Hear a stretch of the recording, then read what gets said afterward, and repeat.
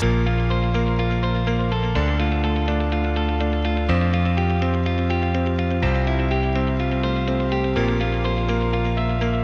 to Mountains Made Low, where we help our listeners to encounter the love of God and live well in the modern world. I am Dennis Mueller. And I'm Christine Reagan.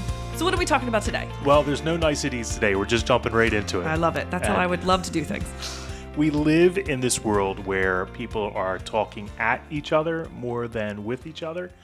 And when we get into social media, we see how social media amplifies outrage, how political tribes can pull us apart. Even within the church, we can feel a little fractured.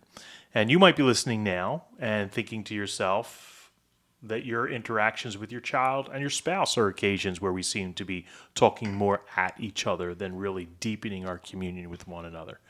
But this is where the gospel jumps in, because Christianity and our faith in Christ Jesus call us to something that is radically different. Yeah, and so the Christian vocation for us is to engage others in such a way that we are always seeking to lead ourselves and others closer to Christ. That's why we're here, right? To get closer and closer to Christ. The problem, and this is what we're talking about today, the problem is that that's not what's happening in the world. That's not the world that we're living in. And we make things difficult. We make unity difficult. We're the cause of all the social division that exists and the in unrest, the world. Yeah, and we would rather have something like justice, or rather what we think is justice, than unity and communion. And justice matters. We'll talk about that today, but only if we define it properly. So the gospel calls us not just to seek justice or act with justice, but to also pair that desire with mercy. So we have justice, we have mercy, and we have communion, all of which flow from the heart of God. So this is a love matter. And today that's what we're going to do. We're going to explore what that looks like in real life and how we can engage better with the world and with those around us and hopefully break down the division that exists socially. Sure. Yeah. Relationally. Because that's unfortunately everywhere you look, that's what you see. Yeah. You see people being angry, being agitated, digging in their heels, further dividing each other, also themselves. Yeah. Right? I don't think we think about the toll that this takes on the human person. Yeah. The fact that we have so many feelings and they're directed so many different ways, and we feel indignant and entitled. And none of that is good for our spiritual welfare. All of that is entirely incompatible with love. So let's get into it today.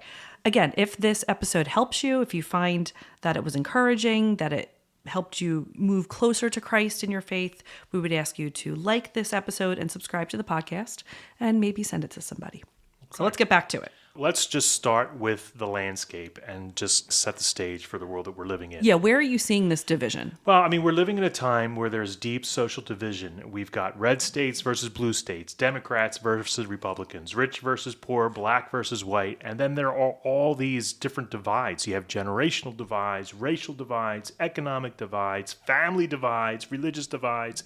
Even our identity today is divided. You get the picture, because we're living this every day at the kitchen table, right to the workplace, to social media and beyond. And what happens when you're in a constant fight? I mean, I don't know about you, but I get exhausted. You wear thin at best, or at worst, you just wear out completely. And so people are exhausted. They're angry, they're suspicious, and it often leads to fear and worry.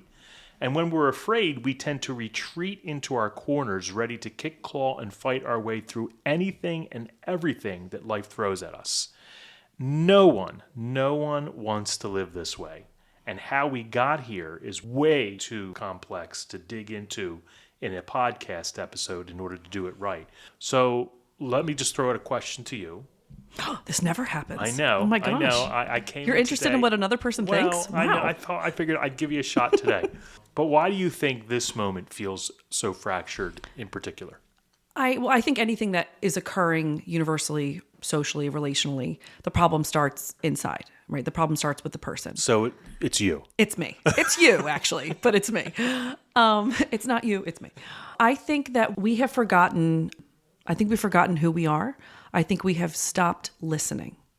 That's what I would say. Yeah. I think we have stopped listening to the truths of our faith. I think that we have stopped listening to the liturgy. And if we do listen to anything, we listen to ourselves, our own thought process. Or the echo chamber that we place ourselves in. Right. Well, even when I say, we'll listen to ourselves, I don't even think we're listening to our own conscience. We're just listening to, we're only exposing ourselves to things that will affirm us and validate us and really further entrench us into a particular way of thinking and being. Maybe we only associate people with people who will also validate and affirm that. And so I think it's a listening issue. I think it's a problem that people don't read the great theologians of our faith. They don't read the spiritual masters. They don't listen even to the prayers that they're saying themselves. I've always thought we had a listening problem. So that's what I would say. We don't listen. We think we're right about everything. And we don't treat another person as though they have something to teach us. And that's a listening thing. Yeah. And you're definitely speaking from experience, so I get it. He doesn't listen to me. He listens to nothing. But do you get what I'm saying? I do. Is it coming off too intense? No. Okay. I think that's why I asked Dennis you, thinks I'm too because intense, everybody. I think you should all know that. Dennis says I'm too intense. Go ahead. You are intense. But honestly, like if I were to answer that question, and thanks for asking, by the way, Mm-hmm. for me, it all comes down to the fact that I think that we've lost the ability to see the person in front of us. Oh, so listening and seeing. Yeah, maybe. seeing Okay. and listening. All right. You're listening. I'm more of a seeing thing. Because like St. John Paul II said that the human person is the way of the church. But so much of our interaction with each other takes place in cyberspace today that I really think that people have trouble connecting, because I think we have a tendency just to reduce ourselves to avatars, usernames, or labels. And when we stop seeing the person, we stop seeing Christ. It's very easy for me to engage Tommy Lee 627 on Facebook and just say whatever I want to say to him, because he's nothing for me. I'm not looking at him as a person. Whereas I would really have to kind of question myself, if Tommy was standing in front of me, would I have the gullions to say that in front of his face and have to deal with the repercussions of that? And I don't even think it's just a cyber issue. I think we have this problem as we pass people in our own lives. I do. I think we have a problem in church. I think we have a problem in the supermarket. I mean, I think the internet element of it all does make it more difficult. Also, I've come to realize that calling it the internet is a very dated thing to do. Like no one says, oh, it's the internet anymore. Whatever. Didn't know that. But I think we do this interpersonally very, very easily. We label people, not just online. Oh, yeah. We label people to the person. We'll say something snide to the person next to us and give them a label like that. Yeah. Or maybe we're talking to somebody and we're not seeing them. We're not listening to them. We're already forming a conclusion in our head. So I think the interweb makes this more difficult, but I think we have more and more of a problem just in daily relational living with the people who we can see and touch and experience. Yeah. And there's a real theological problem, too, when we stop seeing the person in front of us. Yeah, when we stop seeing Christ and when we stop listening, well, we stop loving. And when we stop loving, we're no longer being disciples of Jesus, or at least we're reducing ourselves to disciples in name only. Yeah. And maybe that's all we're after. I don't know. Maybe we're okay with... I hope not. No, but I think we have to think about it. Why would we say that we're a Christian? What motivates somebody to say that they're a Christian? Is it to impress somebody and have them create an opinion of us based on who we orally reveal ourselves to be? Or do we really want to live that life? That's my point. Are we just going to associate with Christianity in name only? Or are we going to I walk the understand what you're walk? saying. Yeah, to be honest, if you're not motivated to be a Christian because of what Christ Jesus did for you, and you're responding to that invitation to relationship with love, then you've missed something. Well, somewhere but how along the many way. people do that though? How many people are Christian in name only, and they're like, oh, of course I'm a Christian. And you might charitably point out that the Bible says this, this, this, and this, or that our tradition says this, and say, well, that doesn't matter.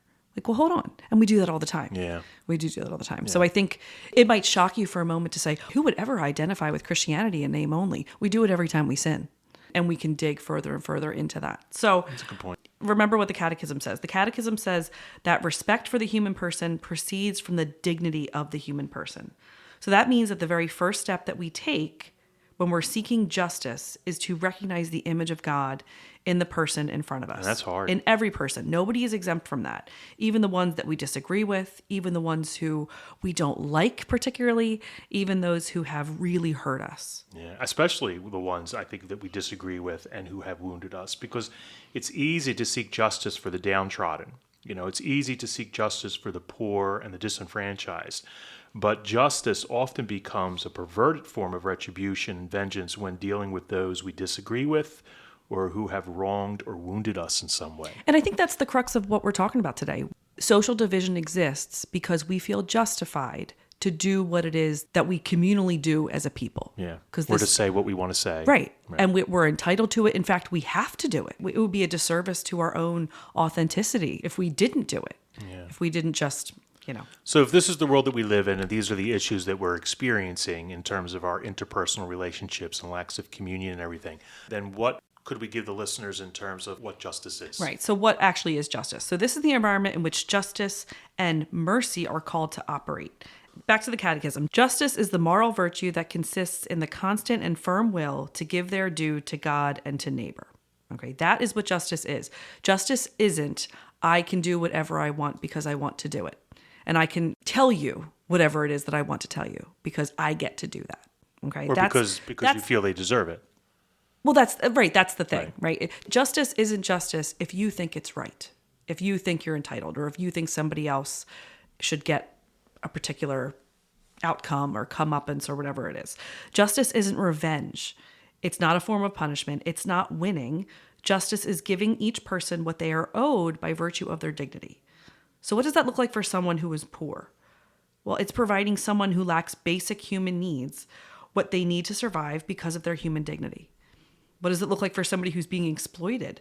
Well, it's seeking a just wage or social reform or better conditions because they're a person whose dignity demands it. What about for somebody who's mentally ill? It's recognizing their worth and treating them as somebody who deserves to have a full human experience and not be isolated in society, because that's an easier option for us. Yeah, and I think people get that form of justice, but when we get into those who've committed crimes against individuals and society, this is where I think we struggle with justice a little bit, because what does justice look like for them? Yeah, I mean, it's certainly holding them accountable for their actions, but justice measured out in these instances, it's got to be tempered by their human dignity. And that can be really hard when they may not have been considering the dignity of the person that they violated in their crimes. And when we get into the Old Testament, that was one of the reasons why an eye for an eye was prescribed.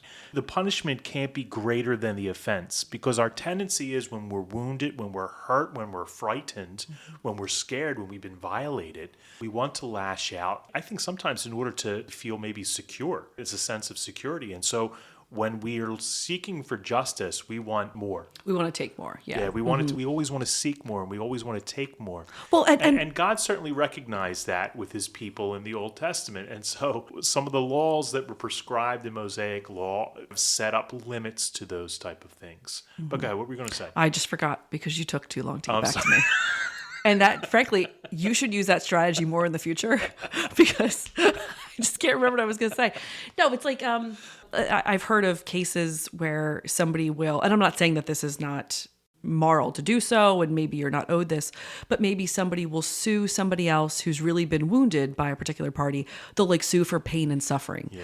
But like the amount of it is so exorbitant. It's like it doesn't really bear any resemblance to the actual crime that was, or the offense that was committed. Right. But it's like to the tune of a gazillion dollars, whatever it is. Yeah. And I'm just thinking of an example. It's like, and then you owe me this and you owe me this. And it's like, well, I only took this. I should really just have to pay for this. And then we demand more because we think we're owed more. Yeah. I mean, when we talk about true Christian justice, it has to be rooted in the person's dignity, because that is something that flows directly from God. It's not from behavior. It's not from political alignment. It's not from whether they agree with me or disagree with me. It's rooted in the dignity of the human person. Yeah. And again, that can be really, really tough when this person may have been acting in such a sinful and a horrific way that they had absolutely no concern for the dignity of the people that they violated. Mm-hmm. You know, again, justice doesn't mean that we just turn a blind eye to that, right? It's not like you turn the other cheek. That's a whole other thing. But it does mean that when whatever is being meted out to this person, whatever justice is being sought, certainly hold them accountable, but it can't be more than the offense that was given. And who gets to judge that? Who gets to judge that? That's a whole right? other That's thing, a whole too. other thing, right? Yeah. Yeah. And how does this relate to social division? Well, you have to talk about person to person before you get to a problem that everybody is caught up in and that spans the globe, right? It starts with that personal encounter of one person to another person, right? St. Augustine famously said, charity is no substitute for justice withheld. Speaking to how important justice is. You can't just do something in the name of love and have it lack justice at the same time. Yeah. So what does he mean when he says this? Love also requires justice. But he also said that justice without mercy becomes cruelty. And I think that's what the world is experiencing on a steroidal level at this point. It's cruelty in the name of justice. Yeah. And that's relationally destructive. Aquinas also taught that justice is always ordered towards the common good, not just my good or my group's good. So justice has to have that relational element. It's rooted in love. It's not just about me versus you. It's about us together seeking the good, which is what we said the Christian mission was. I hope to lead another person as I am traveling closer and closer to the heart of Christ in my Christian journey, right? As I'm walking that road of discipleship. So it's one and the same. And you can't have justice without mercy. And so when we talk about this idea of mercy, how does the concept of mercy relate to the social division that we're experiencing today? Well, I think the first thing you have to recognize is that mercy is one of the most misunderstood words in Christianity. I think a lot of people, when they hear that word mercy, they think it means being soft, looking the other way, like turning the other cheek, for example, in the face of wrongdoings. And mercy is not being nice or ignoring sin. It's not moral relativism or letting people walk all over you. Mercy is actually God's way of healing what justice cannot fix. We might seek justice and we might get reparation for the offense that has occurred. Or we might be able to correct some type of social ill by seeking justice for those who have been wronged. But if we don't have mercy woven into this, then we're missing a key component in rectifying the wrong that has been done. Mm-hmm.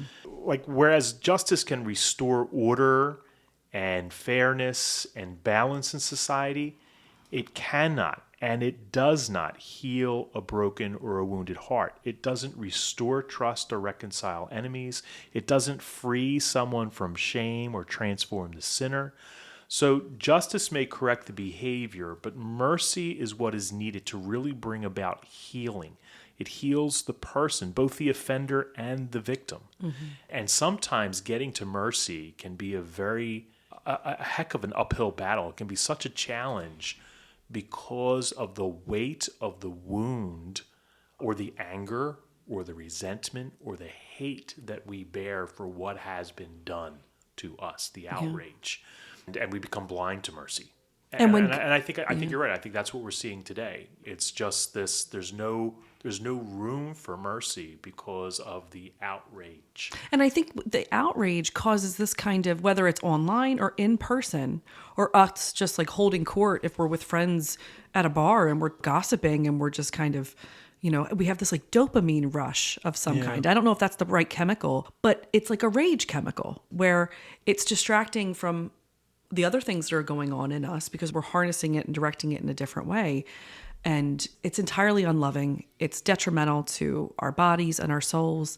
And you're talking about this connection between justice and mercy. When God acts in love, justice and mercy are never disconnected from each other. Yeah. So when God acts out in justice, because God is perfect justice. Perfect justice, perfect mercy. It's because the mercy is beautifully woven into God's not just experience of justice, but God's practice of his own self, his own way of loving. And look at the cross for an example of this, because it says in Scripture, the penalty for sin is what?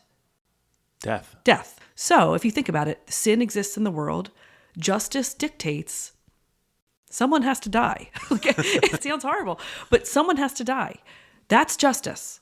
And the reality is that somebody does die. But who dies? God dies. The mercy paired with justice, which justice needs to reign. Justice has to be a part of the equation.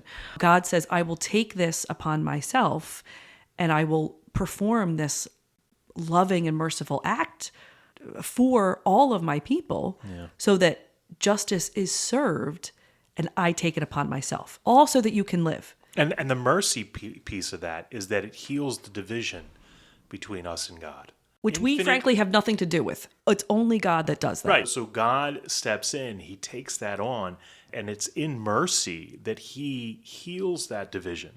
And I think it's interesting that the penalty is not necessarily removed. He takes the penalty. Yeah. And that's just looking at that should prove to us that, And he yes, does it for love of us. both justice and mercy, which is love, have to be spoken of in the same breath and have to be practiced in the same way. You know, we are so eager to deal out death and judgment when, frankly, mercy allows for so much more movement in the world. It allows for so much more movement in our own hearts. You know, mercy is what draws a person back into loving relationship. That's why we say that it's love's other name. Yeah. Mercy is life-giving, and that's what I wonder if people really want. If you want a world that is whole and healed and one in which Christ reigns, do we want people to live, or do we want to keep participating in the death that begins at the dinner table, it extends all the way to the interwebs and whatever it is? Yeah. Mercy is life-giving, often in ways that we don't or we won't see. And we can only understand them in hindsight with like this divine set of lenses. And so an example of this, and if you don't mind, I just have to, and we've spoken about this before, so just bear with me.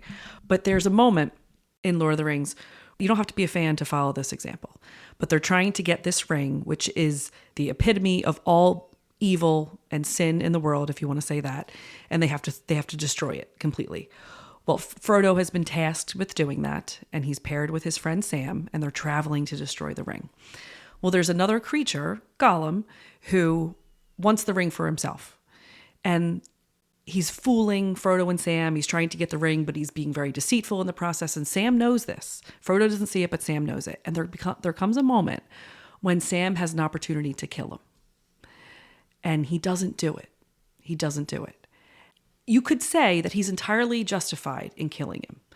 Gollum has committed many sins. He's participating in evil. Justice would say he deserves to die. And frankly, maybe he does. That's not the point. The point is the very fact that Sam withheld his anger and withheld his judgment and his condemnation and did not kill him allowed ultimately at the end of this journey for the ring to be destroyed, because ultimately the ring only ends up in the fires of Mount Doom because Gollum has the ring and he falls in accidentally. The only reason evil is destroyed is because of a great merciful act on the part of Sam months and months and months before. Think about that in your own life. I mean, you might not even see the fulfillment of mercy that you extended and how it's going to be life-giving later on, not just for that person, but maybe for all of Middle Earth, for all of the world. And mercy is tricky. You know, maybe we would sign on to it more and participate in it more if we could see the immediate fruits of it. Yeah. But we may not see that. It doesn't mean that we're not responsible to act in mercy. And we don't think about that. We just think, oh, he's the hero of the story and Sam is the hero of the story. I think Sam is the hero of the story in a much different way. Not because of what he did with the ring or anything, but because he didn't kill Gollum when he had the chance. Yeah. Because we think, but he deserves to die. Yeah, I mean, people deserve justice, but no one deserves mercy. That's why mercy is a gift. Right. Right. Well, mercy is always a gift. Think about the Passion narrative, right? We have a law, and according to that law, he ought to die. Right? Jesus doesn't deserve any of this, but it's our employment of the law that can lead us to that conclusion. And we get so hyperfixated on the judgment. Did any of that make sense? It did, yeah. Okay. But I think it's easy for us to separate the dignity of the human person from acts of justice. But it's much harder to do that when you get into mercy, because I think mercy is firmly rooted in the dignity of the human person. And in fact, I think it's what drives us to act with mercy. Like when you recognize, like for your example, like Sam recognized that there was more to Gollum than those outward appearances. There was almost like a sympathy, a compassion that he had for him. And him being able to recognize that is really what enabled him to act mercifully, to be merciful, because he was able to see beyond the exteriors, beyond the behavior, and really see Gollum as maybe a victim in his own right. Maybe even as a creature that was worthy of a second chance, worthy of respect, worthy of dignity. Or maybe he just realized this is not mine. He is not mine to condemn. That could be too. At the bare minimum. You know, we think when we act in a way that we feel is justified, are we not making ourselves God in that moment where I get to say who lives and who dies, even if their reputation lives or dies? Yeah. For me, I think mercy is one of the hardest things that Jesus asks of us, because Mercy isn't saying what happened was okay, or someone doesn't need to be held accountable for their actions. Mercy is saying, I refuse to let this wound define me or to define you. Mercy, I think, is what really leads to true freedom. And I've seen this. There's some incredible stories out there on social media and in video and YouTube where there have been people. Oh, I'll give you a perfect example. I mean, it's one of, oh my gosh, who's that singer? Matt? Christian World or not? Yeah. Mar. No, it's not Matt Maher. It's other Matt. It's the other Matt. Yeah, the other Matthew. Matthew West.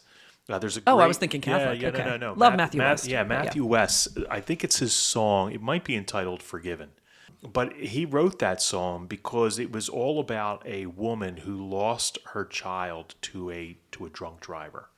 The drunk driver was sentenced, and there was just hate and rage and all of this that was just consuming this mother and even her family. And it wasn't until I forget what the story was, but she had a conversion herself where she was able to forgive him, and she went and she forgave him, and that was transformative for her. Yeah, I've seen like videos of like courtrooms where somebody will get off the stand and they'll hug, right? Yeah. You'll have this great moment of reconciliation in the room. Yeah. Where it happened. And that was liberating for the mother, and it was liberating for the man that killed her child. And now the two of them, and they go out and they work together and they talk about drunk driving. What a powerful impact they have on people together, working together, being somebody who lost a child to a drunk driver, and the drunk driver being there who took that life because of his behavior, and they're working to change. They're speaking to youth, they're speaking to young adults, and they're speaking to people about all this stuff. It's transformational. That's mercy.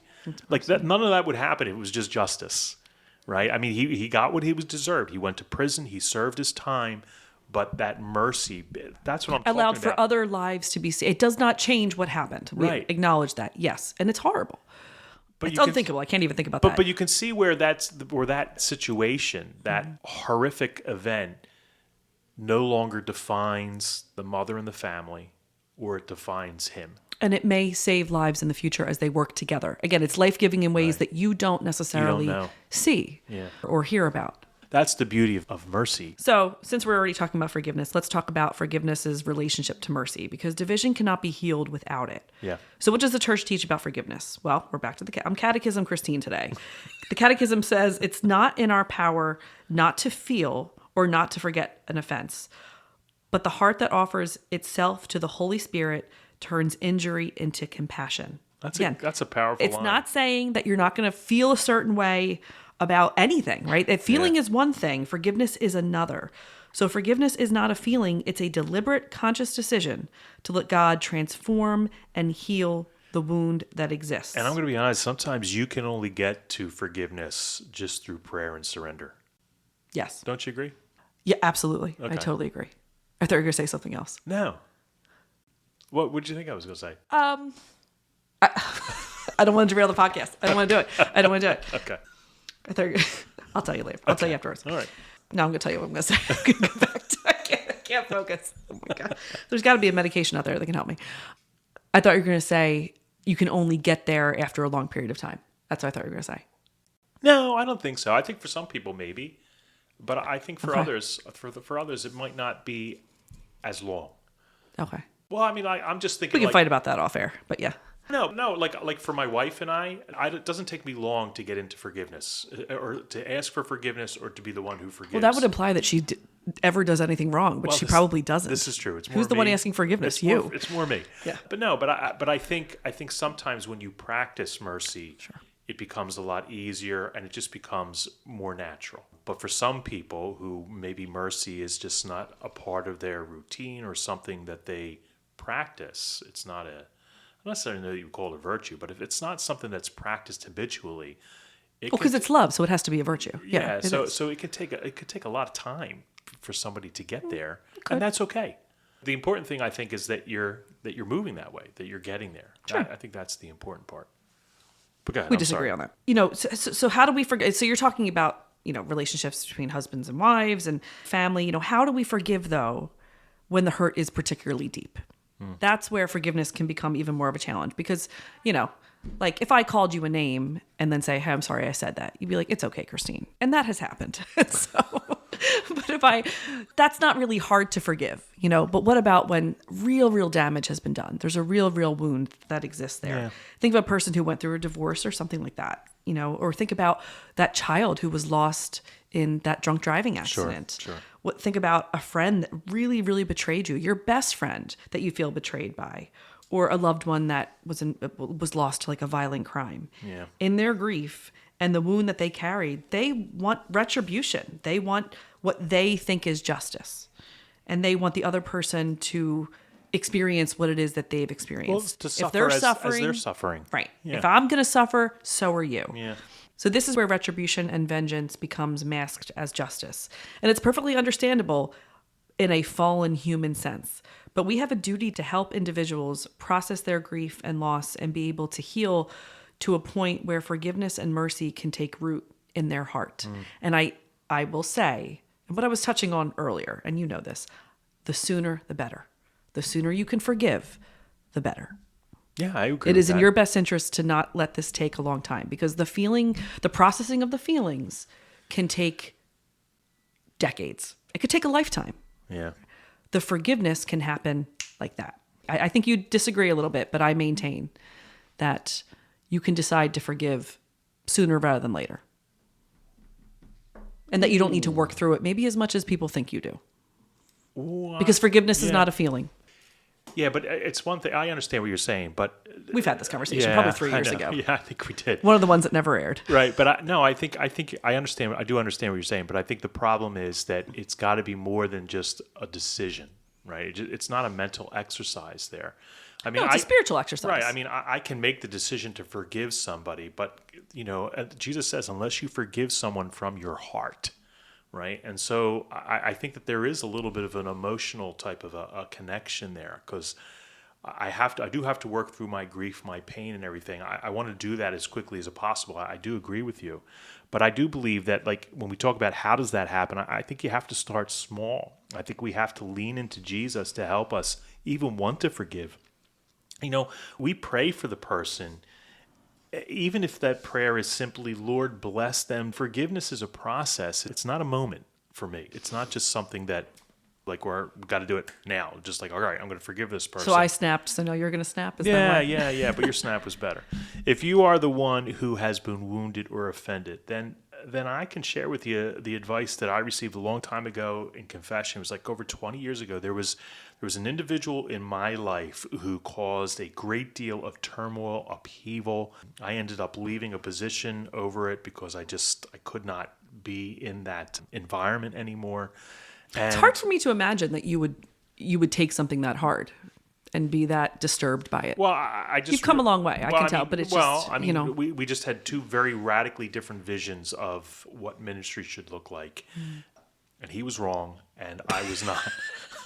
So, but that's there, the end of the podcast, everybody. But there was a lot of bitterness on my end.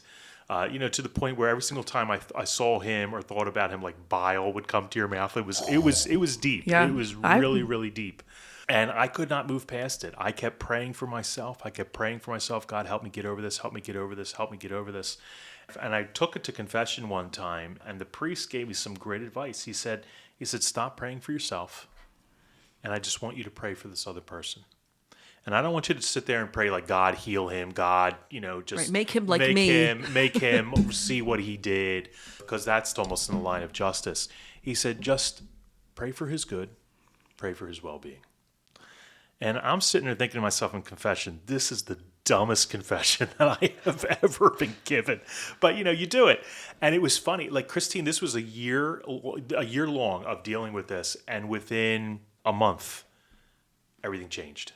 And I saw the wisdom of that because I had to set aside my feelings for that individual and just be able to pray for their good.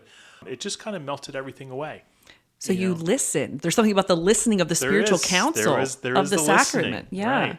And so I think for those of you who are listening who maybe are carrying a heavy wound, just know that forgiveness doesn't mean that we stop seeking justice. It means we seek justice, but we have to do that without hatred. And seeking justice to make somebody pay or as a means to make them suffer, like they've made me suffer, that's rooted in hatred. We need to recognize that.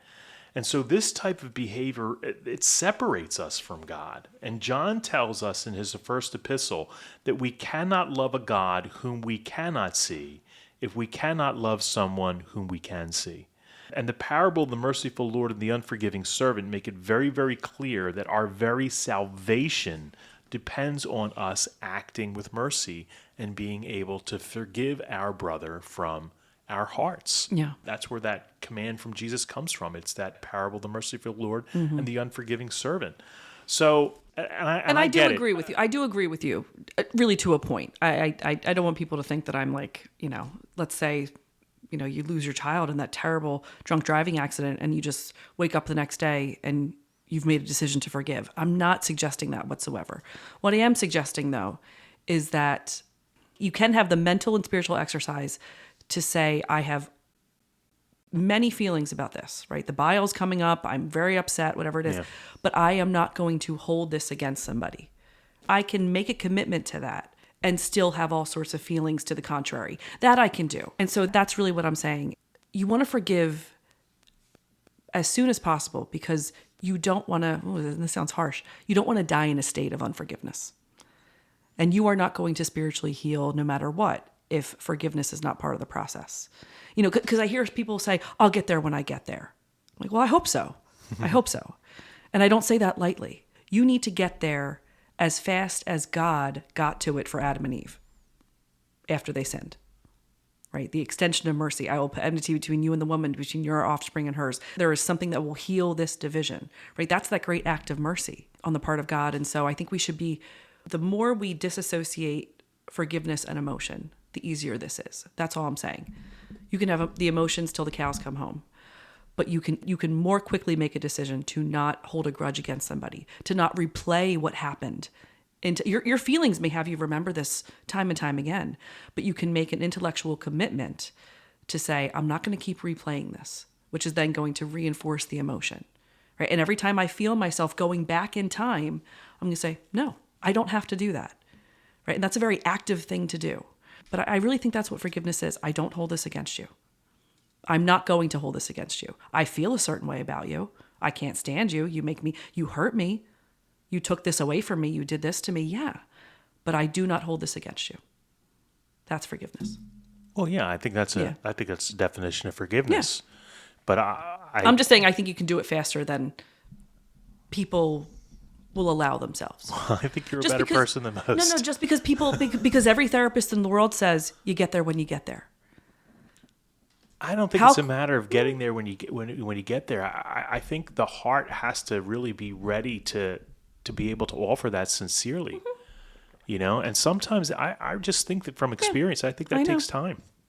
I think that takes time. There was a woman in RCIA, again, going back maybe about 25 years ago. She lost a beloved cousin to a drug overdose, and the other cousin who was with him at the time just panicked and left him on the street and just left. And she could not forgive this other cousin for what took place, to the point where she wouldn't talk to him. They'd be at family functions. She would just ignore him. I mean, she really hated him for what he did because, had he acted rather than panicking and running away, maybe the other cousin, who was very dear to her, would have survived. And she was getting ready to be received into the church. And it kind of came up in discussion in class one time. And I kind of told her, we went over this parable of the merciful servant. And I said to her, God's going to pour this grace and this love into you when you receive these sacraments and are received into the church. I said, but you're not really going to benefit from that because of this hardness of heart that you have against your cousin. You really have to work through this. And this was probably in January, and she was being received sometime in maybe March, early April for Easter. And again, I just advised her to maybe pray a little bit on it. It was almost the same advice that the priest gave me that I just did not listen to because my incident happened a couple years later. But I'm advising her. I said, just pray. Pray for him. Ask God for the grace to be able to forgive him. She came to a point where she was able to forgive him in her heart. I mean, she never went up and told him because he was completely ignorant. He had no idea, Yeah. that she was feeling this way, this animosity, this hatred. But she was able to forgive him in her heart. And there was another family function that had come up. The Easter holidays, they were together, and she was able to socialize with him and talk with him and do all these things without any incident. But it took her several months to be able to get to that point. I mean, she knew she had to do it. She knew she had, like, if God forbid something happened and I lost a child to a drunk driver, I know that I would have to forgive that person. But to be able to get to a point, I'd have to wrestle with some things first before I could actually get there. I mean, I know what needs to be done, but it's not just a matter of me. And I think God understands all that too. Yeah, God understands the full spectrum of human emotion that somebody might experience after that kind of a tragedy. I'm not disagreeing with that. I'm not excusing any of that. Yeah. I just think that the heart melts when the forgiveness happens. The sooner the forgiveness comes, it heals the heart more. I don't necessarily know that either one of us is wrong on this. I think what you're talking about is like, this is what you're proposing is going to work for some people, and what I'm proposing is going to work for some people. Yeah. I don't necessarily know that it's an either or option. I don't necessarily know that what you're saying is that's the only way to move to forgiveness, nor do I think my way is the only way to move towards forgiveness. Yeah. It's funny because my cup says my way or the highway. No, but you get my point, right? I do. I get concerned about people. Don't put off to tomorrow what you really need to do today. No, and to I get take it. that in a spiritual sense. That's I get all I'm it. saying. No, and I agree with it. And by the way, I'm not saying that I'm even good at this. Yeah. I'm talking about what is the truth of the matter, right? What do Right. people need to know? Right. And then our own personalities. God works with us in and through who we are, Yeah. and what we're able to do. So, All right, good so talk. we're agreeing. No, we are. Yeah, and like That went better than it did before. Well, because I don't think we're on opposite pages here. I think we're talking about the same thing, but we're just coming at it from different angles. perhaps. And like I said, I mean, forgiveness it's messy. The cross was messy. Yeah, it's messy. But look how quickly Jesus forgave on the cross. Father, forgive them, because he's feeling dead. I mean, really. I mean, he's absolutely at the brink of all human pain and suffering. So he's feeling all sorts of ways, but in his knowledge of the truth, in his being as the truth of the truth, he forgives immediately. Yeah, That's all I'm saying. That's all I'm saying. I know. I mean, Jesus sets the bar, but yeah, I'm all right. Let's talk about some practical steps. How can we help people? We've probably hurt people at this Right. point. Well, let's get into some practical steps for living justice and mercy. So let's start with the person in front of you, because, like I said earlier, I think sometimes we fail to see that person in front of you. Justice begins with how you treat your spouse, how you treat your kids, your coworkers, your neighbor, Your co-host. your co-host. Jesus gives us the command in the Gospels to love your neighbor as yourself. And he also says to love your enemies and pray for those who persecute you. And I think that's the most transformative of all. When we're praying for others, praying for their good, we're praying for them. That's what Jesus says, pray for those who persecute you. Yeah. So you have to start with the person in front of you. And then you have to practice slow judgment. Give people the benefit of the doubt. Ask questions before you start assuming what their motives are. Whoever is patient has great understanding, but one who is quick-tempered displays folly. This comes from the Old Testament. I don't know where it is in the Old Testament, but it definitely does. Whoever is patient has great understanding, but one who is quick-tempered displays folly. Sounds Proverbs. I think it probably is. It's probably Proverbs. I pulled it. I just don't know where from. Yeah. So in Jewish thought, anger and hasty judgment were linked. And it's a patient person who pauses to understand the situation first. And frankly, the whole thing starts with being a good listener. Good listener. Yeah. So we don't want to judge by appearances. We want to be wise, and we want to judge correctly. So again, we should not be so quick to deal out death and judgment. Yeah, and I think something else that can help us to cultivate mercy is when we serve somebody who can't repay us. Look for opportunities to volunteer. Volunteer at a shelter, volunteer at a soup kitchen, visit the homebound in your own parish. Maybe you live in a rural area and there's no shelters or soup kitchens around, but there's plenty of homebound people. Or talk to that person after Mass who's sitting by themselves, waiting for somebody. How people leave church and everybody waves to people they know? Yeah. What about that person who nobody waves to? Nobody stops to acknowledge. Yeah. Are they not just as valuable? Yeah. You can support a crisis pregnancy center. I mean, this is justice in action. In Luke's gospel, Jesus says, when you hold a lunch or a dinner, Do not invite your friends or your brothers or your relatives or your wealthy neighbors in case they may invite you back, and then you have repayment. Rather, when you hold a banquet, invite the poor, the crippled, the lame, the blind. Blessed indeed will you be because of their inability to repay you, for you will be repaid at the resurrection of the righteous. And Deuteronomy presents us with the law that's called the law of gleaning. I think it's around chapter 24. It says, when you are harvesting in your field and you overlook a sheaf, do not go back to get it. Leave it for the foreigner, the fatherless, or the widow. So in other words, I love that. Yeah. You forgot a tool, just leave it. Let the next person who comes along who finds it, they're going to be able to use that. Yeah, intentionally leave something behind for somebody who maybe is less fortunate to find and then use. I've done this with like money I've left on the ground. If I drop coins, now, am I too lazy to pick them up? Probably, right? It involves bending over. I don't want to do that. Somebody just did that with you with a whole stack of books that they left on your desk in the office. Was it you, sir? Oh my gosh. Somebody left a big stack of books on my desk, and I think it was Dennis, and he says it wasn't, but I'm going to investigate. No, I don't. But no, have you ever like just dropped, I don't know, like if I drop a quarter or something, I'm sure it has more to do with laziness than anything else. But somewhere I have thought, what if somebody needs this money? I don't need it. And maybe somebody else can benefit from it. It's a simple little thing, but it has that element of gleaning to it. And here's one more thing. Seek an encounter with Jesus every day, because justice and mercy are not things that we manufacture.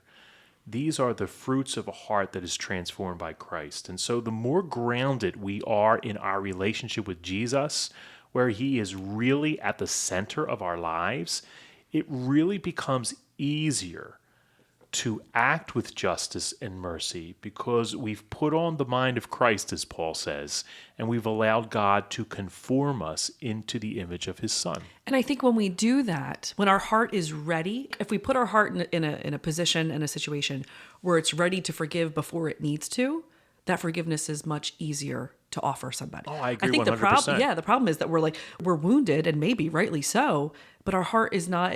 All of this language that we're using is very foreign to the human heart. When you're practicing mercy and Yes. forgiveness habitually, it just becomes easier. It's just the natural reaction to when somebody offends or wounds you. You move right into it. And you're going to be so turned off by the social division that exists in the world. You're going to be so repulsed by it. And maybe you already are, because we should not be like this. Yeah. But notice how we have. But you can't put your finger on why. Right. Like what is this? What is going on here? Well, And it's the problem justice and is, mercy. right, it's justice and mercy, and it starts person to person. We're not speaking about global initiatives or Listening. universal initiatives. We are talking about, what do I do in relation to people around me? Something's gone wrong in that area, and it has created all of the discord across the globe. So, justice and mercy are not competing values.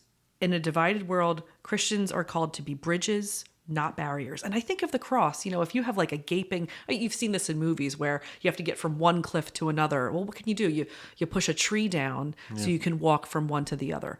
Imagine the cross. That wood is that bridge. The cross is the bridge because it's the perfect image of where justice and mercy meet, right? Where forgiveness was offered to the whole world. Well, it's an infinite gift that's perpetuated for eternity through the Mass. Mm-hmm. And who is Jesus on the cross? He's a great peacemaker, Yeah. right? When we think about him saying, Father, forgive them for they don't know what they're doing, it's not forgive my people, forgive this group, or, the Jewish people versus the faithful disciples. And no, it's everybody, because it's the sins of the world that have put us in this situation.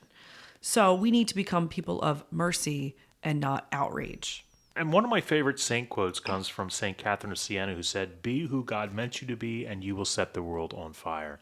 And who does God mean for you to be? He means for you to be a person of justice and mercy and love who lives and loves in the image of him in whom you were created. So this is who we were meant to be. And when we live in this image, when we live in the image of Christ Jesus, and we're acting with justice, mercy, and love. Well, I should just say mercy and love, because that's going to temper the justice. Yeah, we know justice all too well. Right. Justice, or what we think we do. So, we're going to act with justice, but that justice is going to be tempered with mercy and love. We're acting and living in the image of the God who created us. And this is the goal. This is what he designed us for in the first place. So, Well, I think that's it. yeah. So if you enjoyed this episode, please share it with somebody who needs to remember that Jesus is calling every one of us to be an instrument of peace. And that's how the world will just be transformed in a way that it desperately needs to be. It's how our homes and our marriages and our friendships, how all of that is going to be transformed. It'll be made whole. And that's how we bridge the gap of all division, social division, all division. All right. And we'll see you next week. All right. God bless.